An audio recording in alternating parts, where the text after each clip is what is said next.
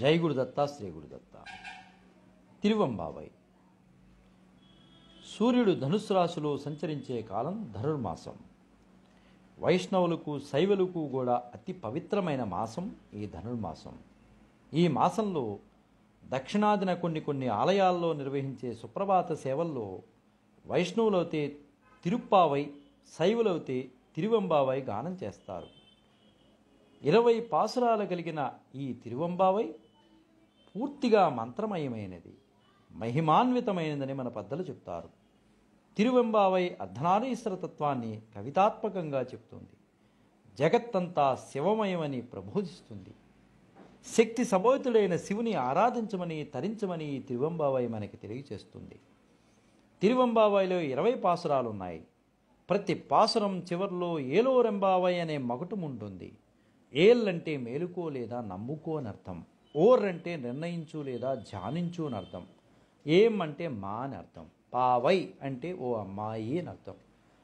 నిద్రపోతున్న అమ్మాయిని మేలుకొల్పి పరమాత్మని ధ్యానించమని సందేశమే ఈ తిరువంబావై.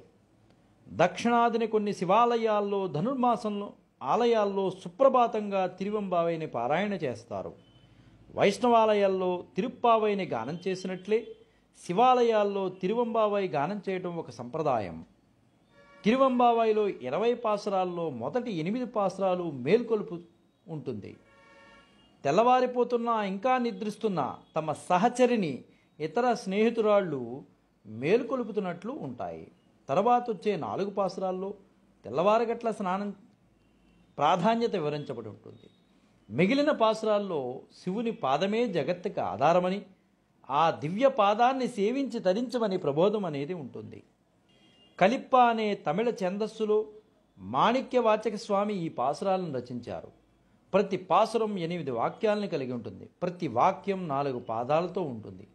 తిరుప్పావై కంటే ప్రాచీన కాలంలోనే తిరువంబావై రచించబడింది. తిరువాచకం అనే 51 ప్రకరణాల గ్రంథంలో 7వ ప్రకరణం తిరువంబావై కాగా ఇది 1వ శతాబ్దంలో రచించబడినట్లు చారిత్రక ఆధారాలు మనకు తెలుపుతున్నాయి. తిరువంబావై చిదంబరం నటరాజస్వామిని కీర్తిస్తూ పాడినది. అంతేకాదు, దీన్ని మాణిక్యవాచకులు చెబుతుండగా సాక్షాత్తు ఆ పరమశివుడే రచించారు. మాణిక్యవాచకులు పాండ్యరాజ ఆస్థానంలో మంత్రి పదవులు ఉండేవారు. చిదంబరేశ్వరునిపై అనేక కృతులు వారు రచించారు.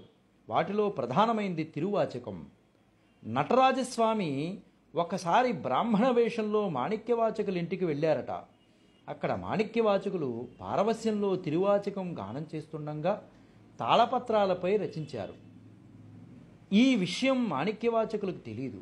మరునాడు అర్చకులు చిదంబరేశ్వర ఆలయం తెరవగా గర్భగుడి గడప ముందు తిరువాచకం దర్శనమిచ్చింది. దానిమీద మాణిక్యవాచకులు పాడుతుంటే తాను వ్రాసినట్లుగా తెలుపుతూ నటరాజస్వామి ముద్ర ఉన్నది. ప్రజలందరూ మహోత్సాహంతో మాణిక్యవాచకుల ఆలయానికి తీసుకొచ్చారు. అందరూ చూస్తుండగానే ఆయన చిదంబరేశ్వరంలో లీనమైపోయారు. ఇది తిరువంబావై యొక్క మూలం. అంతటి మహిమాన్వితమైన మంత్రమయమైన తిరువంబావైని తెలుసుకున్నాం, గానం చేద్దాం, ఆ గానంలో తరిద్దాం, ఆ పరమశివుణ్ణి అనుగ్రహాన్ని మనం పొందుదాం. జై గురుదత్త శ్రీ గురుదత్త. శ్రీపాద శ్రీవల్లభ చరణదాసుడు మానికొండ రాజశేఖర శర్మ, రాజమహేంద్రవరం.